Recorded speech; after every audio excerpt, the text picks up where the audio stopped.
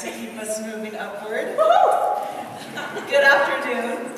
My name is Laura Folkwein, and I'm the program director at Growing Home. I also appreciate the order that we're speaking in, because I feel like Sean is talking from a city level, connecting with faith communities, and I'm going to be talking from a nonprofit level, connecting with churches and faith communities, and then Robbie is going to wow us with grassroots level stuff. So this is perfect. What I'm going to talk about is a little bit about myself and how I ended up here, and then I want to kind of paint a picture for you all of how homelessness is really changing in our community, and that especially has to do with the suburbanization of homelessness and poverty. And I just want to see a quick show of hands. How many of you live in Denver City proper? Good, good. What about outlying communities? Littleton, Arvada, Westminster, Thornton? Yeah, every single one of us have neighbors in our very own community who are fighting poverty and who very well may be less than a paycheck away from being homeless. Homelessness is no longer an urban issue, and that's some of what I want to talk about. However, I did not decide when I graduated from seminary, I'm an ILIF grad, don't run me out. I didn't decide when I graduated from ILIF that I was going to go work on homelessness issues in the suburbs. I grew up in rural Montana. I spent some time in the DC area, and then I came back to Denver to go to graduate school, and I was an urban ministry gal. I was going to be in the heart of things. Right after I graduated from grad school, I was working 2 blocks off Colfax, and I loved it. I loved being in the heart of the city. But then I got an offer to work with Growing Home in Westminster, which is up in Adams County. I used to call it West Monster. But I really started to learn about homelessness and poverty in that area, and especially how it affects children and families. And the tragedy that is the growing rate of suburban poverty and homelessness, and the housing crisis we're experiencing in our whole nation, and also in the Denver urban and suburban areas. So I like to walk around shocking people and saying urban poverty and urban ministry are outdated. We're not talking about that anymore. We're really talking about serving the poor and people who are struggling in our very own communities, right next door, every single day. Some national trends of gentrification have pushed people who are poor out of the city center and into the suburbs, where service jobs, low-paying jobs, and more affordable housing do exist. However, as things progress and as things have changed in the last couple of years in our economy, you might be surprised to know that Highlands Ranch, Colorado, had one of the highest foreclosure rates in the metro area, and maybe even in the country, not too long ago. I'm going to shoot some stats at you. Do not fall asleep. Think about, I'm painting a picture here, and I just want you to go down that road with me. You might be interested to know that a Brookings Institute study recently showed that the number of people living in poverty in the suburbs of major metropolitan areas has increased by over 50% between 2000 and 2010, compared to a growth in the poverty rate in the city of 23%. Poverty is growing almost twice as fast in our suburbs as it is in the hearts of our cities. And that also means that homelessness is growing quickly. Homeless families are the fastest growing homeless population. I think that's why this mentoring work is so incredibly important, and that's why Sean says dads are regaining their dignity and moms are remembering that they can parent their kids. It's not about the guy on the corner with the sign anymore. Thank you. Amen. The number of children in poverty in Colorado is faster growing than almost any other state in the nation. In my mind, that's a sin. And that's something that we have got to address together. And it's not some social service agency, it's not Denver's Road Home, it's us as communities of folks who care about the kids in our community. And I love how our 3 topics that you're addressing today and at this conference tie in together.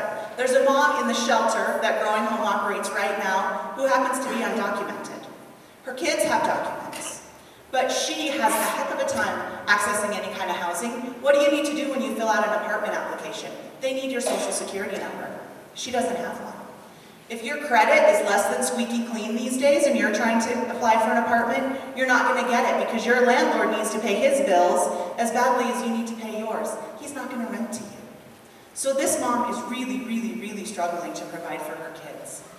And the statistics about children who have experienced even one episode of homelessness in their life are astounding in terms of the effect of that experience on their cognitive, emotional development, on their physical growth, and their educational trajectory. Reading scores plummet. You know, everybody's talking about third grade reading. It's true. Kids who are not reading well in third grade have a much greater chance of dropping out of high school and getting put in jail. This is absolutely serious. I want to tell you too that poverty and homelessness in the suburbs are very often invisible. One of those reasons is that it's unexpected, right? You don't expect to see a homeless kid in your school in Thornton, but they exist. Data that we just got from the homeless liaisons in Jefferson County, right out here west of us in Golden, 10 years ago they had 59 homeless kids in their school district. Any guess on how many there are today? A couple hundred? Higher? 2,800. The homeless liaisons, every school district has one. It's an unfunded federal mandate, which you know is always fun. Yeah, these numbers like more than drop your jaw. So you don't know those kids are homeless. That you don't know they're embarrassed to get free and reduced lunch.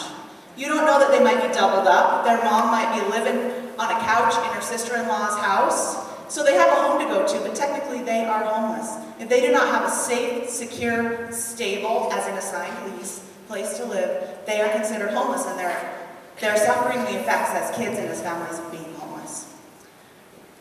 Last little tirade on the statistical soapbox is about affordable housing.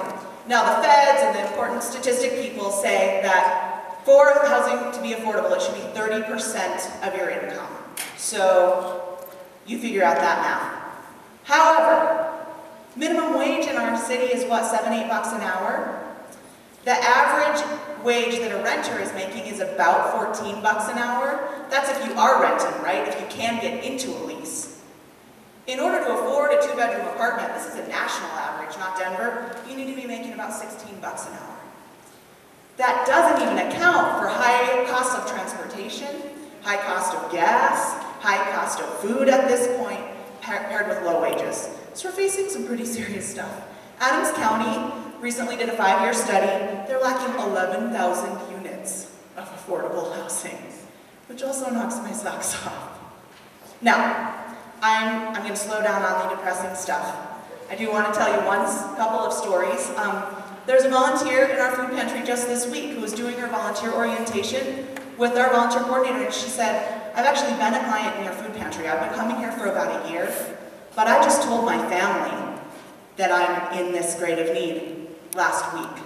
I've been so embarrassed about it. But now I want to turn around and help people because I know there are families just like mine that are struggling. That's that other piece of humiliation and embarrassment that you can't measure it with statistics, but it's a huge part of what we're doing. Now, at Growing Home, we operate what's called an Interfaith Hospitality Network Family Homeless Shelter. Has anyone heard of IHN? Smile, wave, jump around, yay. I like to call IHN sort of putting the puzzle pieces together. What buildings that you might be familiar with are frequently empty at night? Churches. And who needs space to be at night? Homeless folks, homeless families, homeless kids. About 60% of the folks who are homeless are kids, and about 50% of those are age 5 or under. Those babies need a roof over their head today. So what the Interfaith Hospitality Network does is put those pieces together, and we work with churches and church volunteers and trained human services workers, case managers at Growing Home, to create a place for folks to stay at night, and then case management and other sorts of supports during the day. We ask churches to host families for 1 week at a time, 4 times a year. That is so doable. We say we need about 50 volunteers to make a shelter week work at a church. Sometimes we go, oh, 50, my congregation's aging, or we have a lot of young adults, they don't have time.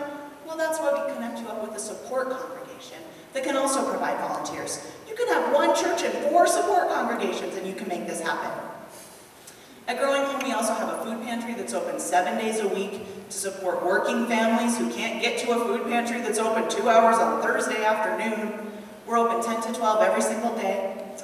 And we also do some early intervention children's programming to really work with those kids so that the effects of homelessness and poverty do not follow them through their whole life. We want to get to them early. So of course, what I love for you to do is take up mentoring. It's so easy. All you have to do is say yes and get in touch with Sean. To get your congregation involved with something like the Interfaith Hospitality Network. Growing Home is up in Adams County, kind of north of I-70. There's a Denver Metro Interfaith Hospitality Network that works in Jefferson County and Denver County. They're amazing. They're fantastic. They really, really help families. So we're sort of the emergency step one. And once a family is sort of more stabilized, they can move into mentoring and they can continue with support like yours into being more stable. Other things that you can do. This is not hard. Commit. Make a commitment. You don't know how tough it is to work with volunteers who dip in and dip out. If your students commit for the time you're in school, then go on and do what you need to do. What we need at Growing Home is church communities to commit to doing a food drive monthly, or to doing a diaper and wipe drive monthly for us. Do you know that diapers and wipes aren't covered by food stamps? How many of you have small kids and know how expensive diapers are? It's crazy. We had a college student do a drive for us just this week, and she brought in 1 case of size 4 diapers, and we almost tackled her with our gratefulness. Larger size diapers are also really, really needed. Baby food, hygiene items. You could do a drive like that every month of the year and deliver it on the 3rd Monday of the month to Growing Home or to IHM Denver or the Denver Inner City Parish and really be making a difference. Other things you can do too are to look back, look at the big picture, to learn more about the Denver 10-year plan. This 10-year plan thing is kind of contagious. It's actually spreading all across the country. There are cities across the country doing this.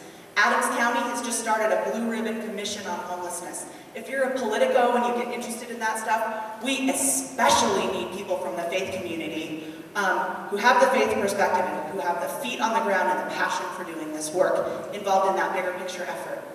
Educate yourselves on affordable housing. I'm not just throwing out these statistics to shock you, they're real. Educate yourselves and become advocates for affordable housing in your own community. Teach your churches this stuff. And teach it in connection with the gospel. I love what you said, Sean. We get a little embarrassed as people of faith when our own mayor has to come to us and say, have you read the Bible? I think Jesus said you're supposed to be doing this. Like, let's go. And I want to leave you with a little bit of advice, which is don't invent the wheel. You do not need to reinvent the wheel. There are good, solid, well-reputed organizations doing this work. There are people in your congregation doing this work. Use their knowledge and their gift and their skills and go with it. You don't have to create something new. You don't have to start serving meals on your own street corner. Hook up with somebody who's doing it, who's rolling with it. And again, commit. Something that inspires me and that I have to continue to go back to when I get tired and overwhelmed is Martin Luther King saying that the long arc of the universe bends toward justice. This is not going to happen tomorrow. This is not going to happen next week. It's not going to happen by the time I'm 50, which is not as far away as I'd like it to be. Commit. This is a lifetime effort, and it's what the gospel calls us to do. I also want to remind you that Jesus did say the poor will always be with you. That doesn't mean that we say, that's no excuse. That is no excuse at all. We say, and the poor will always be with us, so I can start on this next week. The poor will always be with us, and the poor will always be calling us to serve, and to step out, and to be courageous, and to follow the gospel. So no excuses. Get to work. Our table's out there. Please come talk to me or my colleague Elizabeth, who's doing some cold weather shelter stuff up in Adams County. We would love to get you involved.